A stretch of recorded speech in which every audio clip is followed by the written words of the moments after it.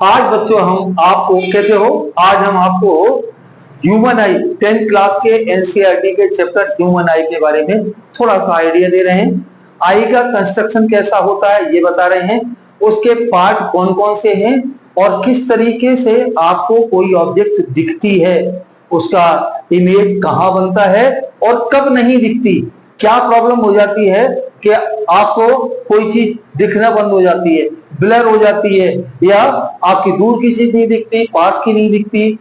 इन सब जो भी आपके विजन के डिफेक्ट्स हैं उनके बारे में हम आपको आइडिया देंगे और बहुत अच्छी तरीके से आपको बताएंगे ताकि ये आप बड़ी आसानी से समझ सकें। अब आप देखिए, सबसे पहले तो जो ह्यूमन आई है, ह्यूमन आई का अगर हम फ्रंट डायग्राम बनाए तो हम देखते हैं वो आपकी आई कुछ इस तरीके की होती है, ऐसी। ये जो बीच में ये इधर वाला जो पार्ट है ये व्हाइट कलर का होता है। आप अगर अपने पास बैठे हुए किसी व्यक्ति का देखें तो ये व्हाइट कलर का इधर उधर होता है। ये मिडिल पार्ट जो है ब्लैकिश टाइप का है बट ट्रांसपेरेंट जैसा है। इसके अंदर हम देखें तो एक होल जैसा दिखता है और ऐसे इसी तरह से थ्रेड लाइक स्ट्रक्चर इसमें लगे होते हैं। ये आपको फ्रंट से दिखता है। और ये जो दिख रहा है ये आपका है, इसको कहते हैं कॉर्निया। कॉर्निया के पीछे क्या कहानी है देखिए। कॉर्निया जो है वो कॉर्निया ये आउटवर्ड कर्वेचर वाला एक पार्ट है और आई बॉल जो अंदर इसके पीछे का जो पार्ट है वो एक 2.454 सेंटीमीटर डायमीटर के एक लेमन के शेप का और लेमन के साइज के इक्वल होता है। अगर हम इसका इंटरनल डायग्राम बनाए अकॉर्डिंग टू ऑप्टिक्स तो देखिए कैसा बनाएंगे और बनाने का तरीका भी बताएं कितना अच्छा है। आपने क्या किया, एक डब्ल्यू बना लिया, यहां पर एम बना लिया। इस एम डब्ल्यू के ये सेकंड वाले जो एज है इसको ये घुमा के ले गए और घुमा के ला करके यहां मिला दिया ऐसे। और इस वाले पार्ट को थोड़ा सा थिनर करते चले जाएंगे और फिर थिनर करने के बाद इसको डबल करते हुए और यहां ला करके ऐसे कर देंगे। इस वाले को भी ऐसे कर देंगे। अब क्या करना है, फिर इसके बाद इसमें एक आउटवर्ड कर्वेचर ऐसा कर देंगे, एक लाइन ये कर देंगे और इन दोनों को मिला देंगे। लो भाई बन गई आई करेगा। ठीक है। ये जो है एक सॉलिड स्ट्रक्चर के फॉर्म में है और सॉलिड करने के लिए इसके अंदर एक जेली लाइक जो मटेरियल है वो इसमें फिल होता है और इसको कहते हैं अपन विट्रस ह्यूमर। Vitreous humour. यहां इसको ये ट्रांसपेरेंट एक मेम्ब्रेन है, इसको अपन इस स्फेरिकल फॉर्म में ये आउटवर्ड कर्वेचर बनाए रखने के लिए इसके अंदर भी एक जेली लाइक स्ट्रक्चर होता है, जेली लाइक मटेरियल होता है और ये मटेरियल जो है वो आपका कहता है एक्वस ह्यूमर। ये जो आउटवर्ड पार्ट है इसको कहते हैं कॉर्निया। क्या बोलते हैं, कॉर्निया। ये जो आपकी ओपनिंग्स हैं इसे अपन क्या बोलते हैं, जो कवर है इसे बोलते हैं iris. Iris thread like structure होता है। देखिए ये थ्रेड जैसे दिख रहा है, ये और ये इसके अंदर होल जैसा दिख रहा है, ये होता है प्यूपिल और ये होता है आपका आइरिस। तो हमने आइरिस को ये बता दिया। तो ये जो बीच में जो पार्ट बचा इसको यहां से हम थोड़ा सा लेवल टू से, ये जो पार्ट है ये वाला कहलाता है प्यूपिल। ये होल टाइप का ये प्यूपिल है और ये जो मसल्स हैं ये वाली इधर वाली ये कहलाती है आपकी सिलियरी मसल्स। क्या कहलाती, सिलियरी मसल्स। इन्हें ऑक्सिलरी मसल्स भी कहते हैं। ऑक्सिलरी का मतलब हेल्पिंग, ये मसल्स हैं। और ये जो इनवर्ड लाइनिंग है इसकी अंदर की ये से ये कहलाता है रेटिना।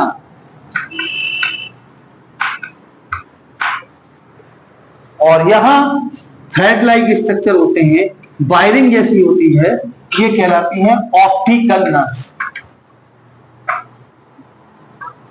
और ऑप्टिकल नर्व्स जो है वो ऑप्टिकल फाइबर की तरह काम करती है। इस रेटिना पर कुछ इस तरीके के स्ट्रक्चर होते हैं कि बाहर से आने वाली लाइट जब इसके अंदर एंटर होती है, एंटर होने के बाद जब ये रेटिना पर पड़ती है तो कुछ जो इसका रफनेस है वो रफनेस आपका कोन के आकार का होता है, नुकीला, और उसे बोलते हैं अपन कोन सेल, और जो फ्लैट होता है उसे कहते हैं रॉड सेल। कोन सेल का काम, अब इसका वर्किंग देखिए। वर्किंग पहला पार्ट है आपका क्या है, कॉर्निया। कॉर्निया कॉर्निया क्या करती है, it allows light to enter eye के अंदर लाइट को एंटर कराने के बाद जब एंटर हो गया तो दूसरा पार्ट आया आपका आइरिस। आइरिस का काम होता है, it controls amount of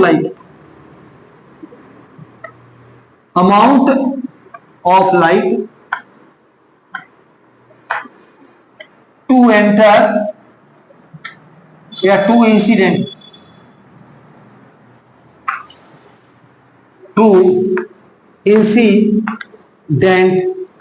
eight eye lens. Eye lens पे पड़ने वाली लाइट को कंट्रोल करता है। कैसे करता है, ये जो आइरिस है, आइरिस अगर क्या हो, स्ट्रेच हो जाए, खिंचे, तो क्या होगा, ये होल बड़ा हो जाएगा, पिपल बड़ा हो जाएगा। कम लाइट होगी तो वो कम लाइट इस होल से अंदर तक पहुंच पाएगी, डिम लाइट। और जब लाइट बहुत ज्यादा हो तो ये रिलैक्स हो जाते हैं, तो ये होल छोटा हो जाता है। तो वो सफिशिएंट लाइट जो लाइट के लिए जरूरी है उतनी लाइट ही इसमें से जा पाती है। दूसरा काम और है कि iris decide the colour of light. Iris जो होता है उससे लाइट का कलर डिसाइड होता है। Iris decides colour of light, colour of eye, no light, आंखों के कलर को डिसाइड करता है। ओके, ये जो आपके इसके पीछे का पार्ट है ये है आई लेंस। थर्ड है आई लेंस, और ये क्या है, इट इज ए क्रिस्टलाइन और बायोलॉजिकल लेंस। एक ऐसा बायोलॉजिकल लेंस है, ये ट्रांसपेरेंट मेम्ब्रेन है और इसके एक ट्रांसपेरेंट फ्लूइड भरा रहता है जिसका रिफ्रैक्टिव इंडेक्स ज्यादा होने की वजह से आने वाली लाइट को ये क्या करता है, डाइवर्ज करता है। और डाइवर्ज करके ये और पिछला मटेरियल इतना डाइवर्ज करता है कि वो जाके रेटिना पर दोनों रे ऑफ लाइट मिल जाती हैं और वहां पर रियल इमेज बन जाती है जो हमें दिखती है। ठीक है, सो आई लेंस क्या है, इसको हम सीधा सीधा शॉर्ट में लिख रहे हैं, बायोलॉजिकल लेंस। ओके, अब ये जो मसल्स हैं, सिलियरी मसल्स, इनका काम है to change the curvature of lens और फोकल लेंथ ऑफ लेंस। देखिए, अगर हम एक पॉलीथिन लें, पॉलीथिन में एक फ्लूइड भर दें, वाटर भर दें और उसको सीधा छोड़ दें तो हम ये देखेंगे बिल्कुल बलून जैसा हो जाएगा। उसका जो स्फीयर है, स्फीयर छोटा हो जाएगा और छोटा होगा तो उसकी रेडियस छोटी होगी और रेडियस कहां होता है, फोकल लेंथ, तो फोकल लेंथ कम हो जाएगी। अगर हम उसको ऊपर की तरफ खींच दें तो क्या हो जाएगा, वो लंबा हो जाएगा, तो अरे फिर भी कर्वेचर रहेगा, तो उसका जो स्फीयर है वो स्फीयर इतना बड़ा बनेगा, ऐसे बनेगा और ऐसा बनेगा तो उसकी रेडियस बड़ी होगी, फोकल लेंथ ज्यादा होगी। यानी फोकल लेंथ का बढ़ना या घटना किस पे डिपेंड कर रहा है, सिलियरी मसल्स का स्ट्रेच और रिलैक्सेशन से। और ये प्रोसेस जिसकी वजह से इसकी लेंस की self adjustment of focal length की जो प्रॉपर्टी है, ये power of accommodation of eye lens कहलाता है। क्या कहलाता है, power of accommodation of eye lens. तो आपका फोर्थ हो गया ciliary muscles.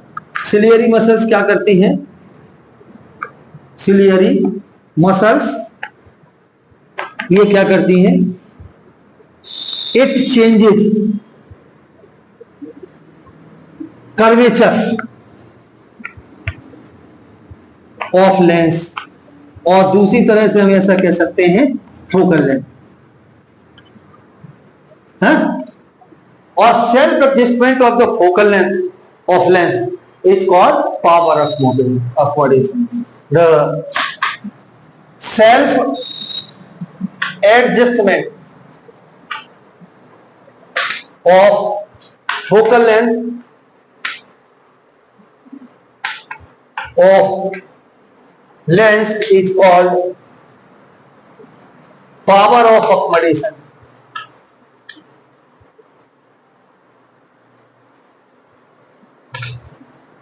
Of eye lens, ये पावर ऑफ अकोमोडेशन। समझ आया? अब इसके बाद अब आते हैं अपन बैक साइड, जो इनर लाइनिंग है ये is called retina. So that is fifth number, retina.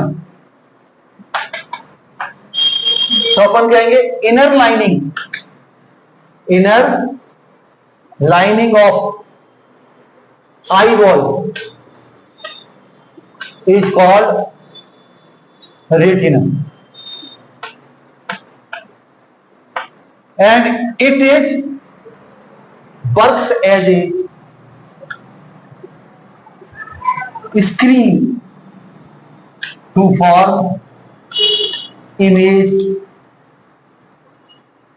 of object की इमेज यहां फॉर्म होती है।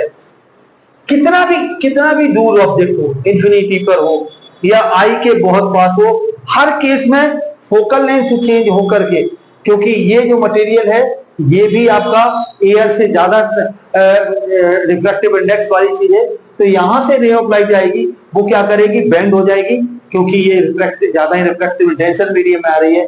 फिर लेंस और बेंड कर देगा, फिर उसके बाद इसका ये मटेरियल है ये भी इसको बेंड करता चला जाएगा, और अल्टीमेटली क्या होगा, कोई भी ऑब्जेक्ट से आने वाली दो रे ऑफ लाइट है वो यहां पर मिलेगी और यहां पर इमेज बनेगी। ठीक है, अब जब रे ऑफ लाइट यहां पर पड़ी तो यहां पर पड़ेगी तो क्या है, इसमें दो तरीके के रफनेस है, इसमें बैक साइड, एक कौन साइड का है और दूसरा है रॉड साइड। जो कौन सेल है वो कौन सेल क्या करती है, कलर की क्या लाइट है और कलर लाइट का क्या कलर है, या ऑब्जेक्ट जो हमारे आंख के सामने पड़ी है उसका क्या कलर है, उस कलर को पहचानने का काम करता है। और रॉड सेल क्या करता है, रॉड सेल ये पता करता है, ये बताता है कि लाइट है या नहीं, लाइट की इंटेंसिटी को वो नोटिस करता है।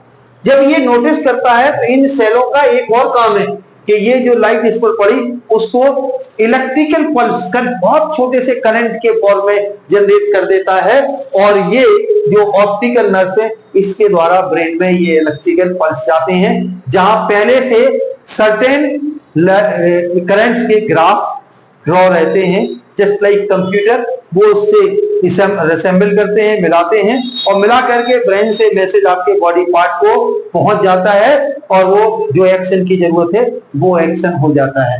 ये ह्यूमन आई के लिए आपका अब जो आपका 6 है वो rod and cone cell. Cone cell क्या करती है, कलर को रिकॉग्नाइज करती है, ये रॉड क्या करती है, इंटेंसिटी ऑफ लाइट, और ऑप्टिकल नर्व्स क्या करती हैं, ये करंट को जो इसने कन्वर्ट किया वो ब्रेन तक भेजती है। अब थोड़ा बहुत शॉर्ट में कर दूं, अब थोड़ा सा, इतना डिटेल आप समझ गए। अब आप समझिए कि अगर कोई ऑब्जेक्ट की इमेज इस रेटिना से पहले ही मिल जाए दोनों, तो यहां इमेज बनेगी, या बाद में मिले तो उस केस में ये जो रॉड और कॉन सेल हैं ये अपना वर्क नहीं कर पाएंगी, और वर्क नहीं कर पाएंगी तो वो क्या होगा, वो हमारे ब्रेन तक करंट नहीं पहुंच पाएगा, और करंट नहीं पहुंच पाएगा तो हम उसको देख नहीं पाएंगे। क्लियर? अब आप देखिए कि अगर कोई रे ऑफ लाइट ऐसी है, जो ऑब्जेक्ट से आने वाली रे ऑफ लाइट ऐसी है जो क्या कर रही है, आई बॉल के बाहर बन रही मिल रही, तो उसको हमें क्या करना होगा, पास मिलाना है, पास मिलाना है, और पास मिलाने मतलब डाइवर्ज करने के लिए कौन सा लेंस लगता है, वो आपका लेंस लगता है कॉन्वेक्स लेंस, पास में उसको दबा के यहां तक बनाने के लिए, तो उसमें कॉन्वेक्स लेंस लगता है।